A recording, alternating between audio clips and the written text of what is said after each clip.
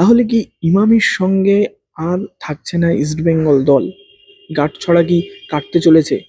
ধোঁয়াশা কিন্তু রয়ে গেছে। নমস্কার, আমি সায়ন।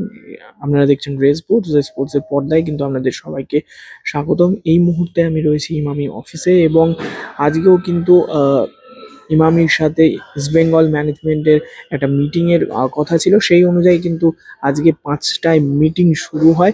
তবে আপনারা সবাই জানেন যে এই মিটিং চলাকালীনই কিন্তু অস্কার ব্রুজো তিনি কিন্তু এক্সে একটি টুইট করেন এবং সেই টুইটে কিন্তু তিনি জানিয়ে দেন যে পরবর্তী মরশুমে তিনি কিন্তু as a coach East Bengal coach তিনি কিন্তু কন্টিনিউ করবেন না এবং বলা যেতেই পারে যে আইএসএল কাপ জেতানোর পর তিনি বলেছিলেন যে আমরা কয়েকদিন পর্যন্ত অর্থাৎ এই মরশুমের যে উইন্ডো আছে সেই পর্যন্ত কিন্তু তিনি ওয়েট করবেন এবং তারপরেই কিন্তু তিনি বেরিয়ে যাবেন। তবে আজকে যখন এই মিটিং চলছে তখন কিন্তু তিনি জানিয়েই দিলেন যে তিনি পরবর্তী মরশুমের জন্য আর অ্যাজ আ কোচ কন্টিনিউ করবেন না। অবশ্যই সেইভাবে ভারতীয় ফুটবলের একটা রোড ম্যাপ নেই, কিছু প্ল্যানিং নেই, সেই কারণেই কিন্তু আপাতত তিনি কোচিং ছাড়লেন এবং এটাও কিন্তু মাথায় রাখতে হবে যে অস্কার ব্রুজো চলে যাওয়া মানে তার যে সেটআপের ফুটবলাররা আছে তাদের বেরিয়ে যাওয়া। তো সেটাও কোথাও গিয়ে কিন্তু একটা ইস্ট বেঙ্গলকে যথেষ্ট একটা বড় সংশয়ের মধ্যে ফেলবে। কারণটা আমরা কিন্তু সবাই জানি, মিগুয়েল ফিগুয়েরা, কেভিন সিভিলে এবং মোহাম্মদ রাশিদ এর মতো প্লেয়াররা কিন্তু অস্কার ব্রুজো এবং তার যে কোচিং স্টাফ তাদের ডাকেই কিন্তু ইস্টবেঙ্গল দলে এসছিলেন।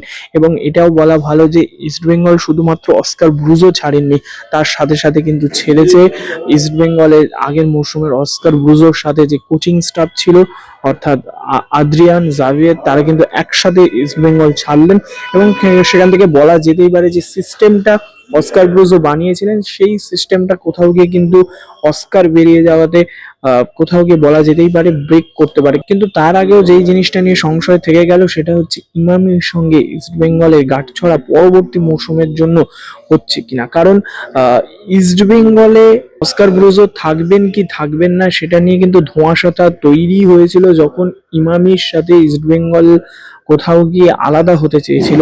সেই কারণেই কিন্তু অস্কার ব্রুজো তিনি কিন্তু বলেছিলেন যে সামনে কোনো প্ল্যানিং নেই, সেই প্ল্যানিং এর অভাবেই কিন্তু তিনি ছাড়তে চেয়েছিলেন। এখন এটাও একটা বিষয় হয়ে গেল যেখানে অস্কার ব্রুজো তিনি কিন্তু অপেক্ষা করবে বলেও অপেক্ষা করতে পারলেন না এবং বেরিয়ে গেলেন। এবং তারপরে আজকে যখন মিটিং বলা যেতে পারে, মিটিং এর পরেও কিন্তু একদম কনফার্ম ভাবে বলা গেল না যে অস্কার ব্রুজো যে বেরিয়ে গেছে সেই কারণটা আর মতোই ইমামির সাথে ইস্ট বেঙ্গলের যে গাঁটছড়া সেটা আর থাকবে কিনা।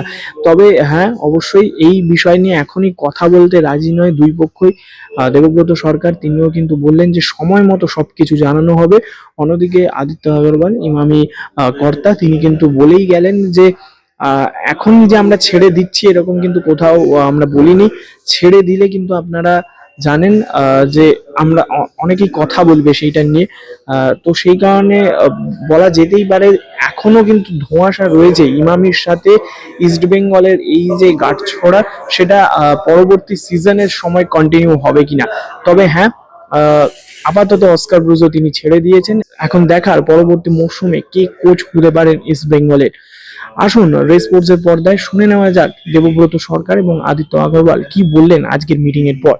তবে জানানো হবে কি করবে পরে। আপনার মিটিং এর মাঝে অস্কার ব্রুজো একটা